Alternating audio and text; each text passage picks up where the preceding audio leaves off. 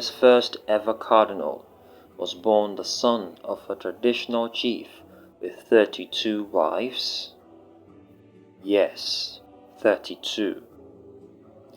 This is the story of a child nicknamed Tom Tom, who defied every odd, culture, colonization, and religious doubt to become a legend. Let's talk about Dominic Ekandem, the man who went from a village hut to the Vatican.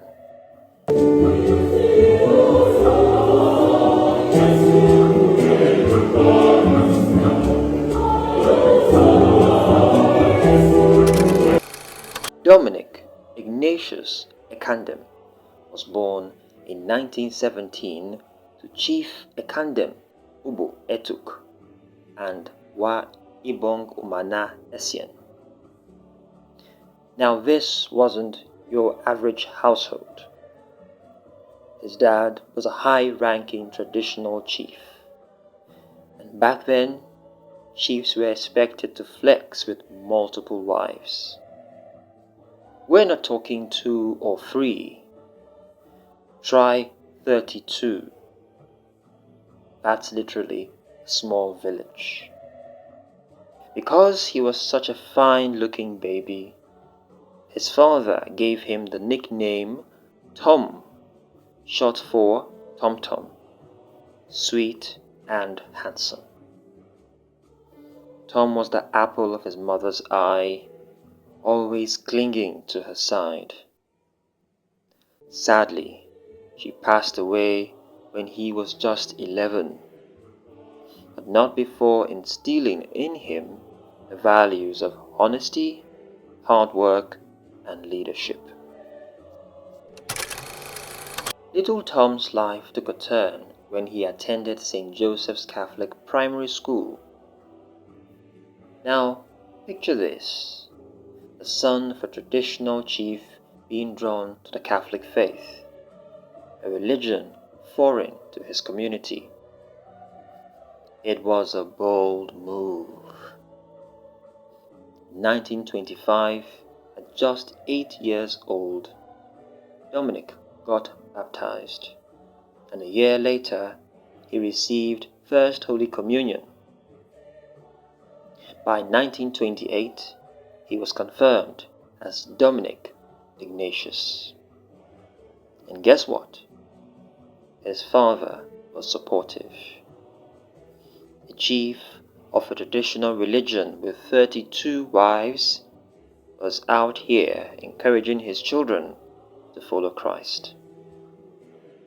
That's not just parenting, that's progressive thinking in the 1920s. However, the path to priesthood was not so easy.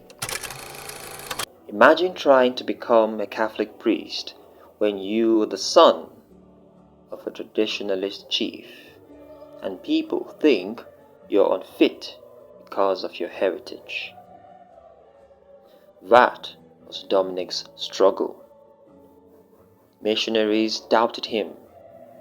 He was told, "You can't be a priest." Not because he wasn't smart, but because of who his father was. What did Dominic do? He flipped the script. He made it his mission to convert his own father to the Catholic faith. And he did it.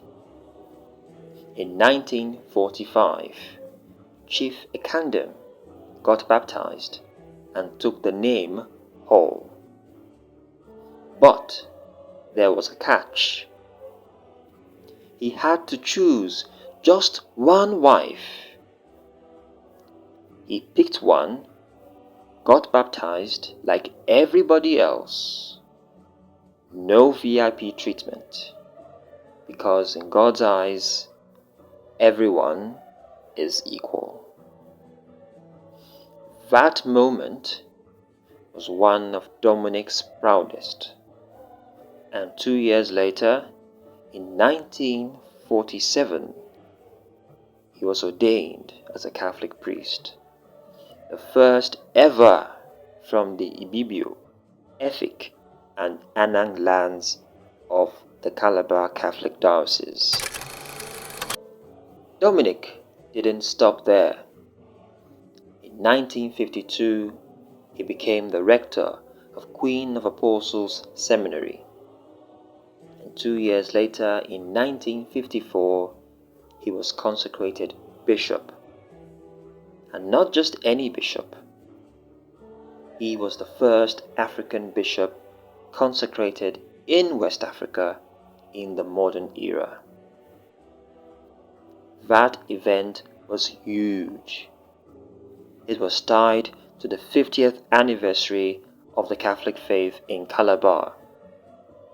People came from all over Africa and Europe to witness it.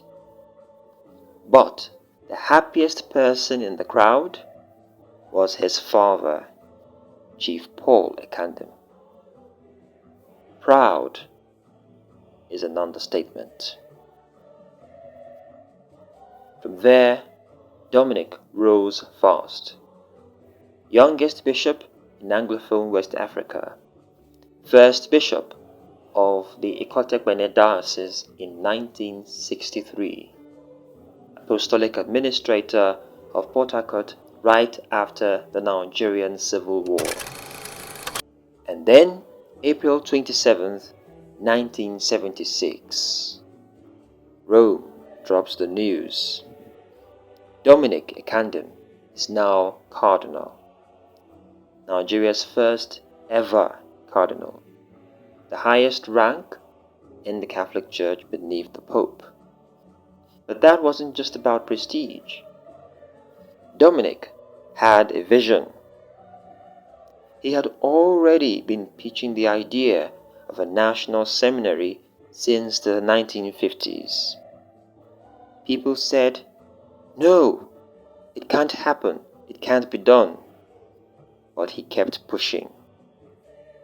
After Pope Paul VI challenged African leaders to be missionaries to their own people, Dominic said, "Why not?" He pitched the National Missionary Society of St. Paul, and by 1976, he got the green light. He built it, he founded it, and it's still going strong till today.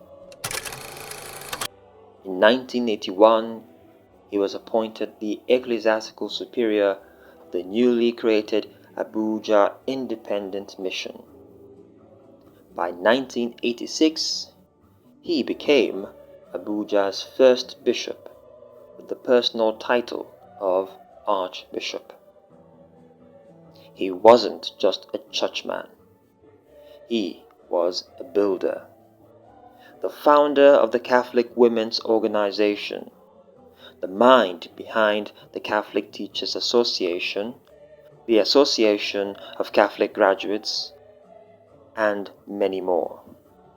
He built schools, hospitals, and communities. He was also the first Nigerian Cardinal. He led the Catholic Bishops' Conference of Nigeria twice. And he was the first president of the Christian Association of Nigeria. Dominic Cardinal Ekandem retired in 1992. He passed away in 1995, laid to rest in Garki, Abuja. But the man's legacy? Still breathing, still moving, still inspiring. From a chief's son named Tom Tom to Nigeria's first cardinal, Dominic Ekandem's story is proof that greatness can rise from anywhere. Village, palace, or pew.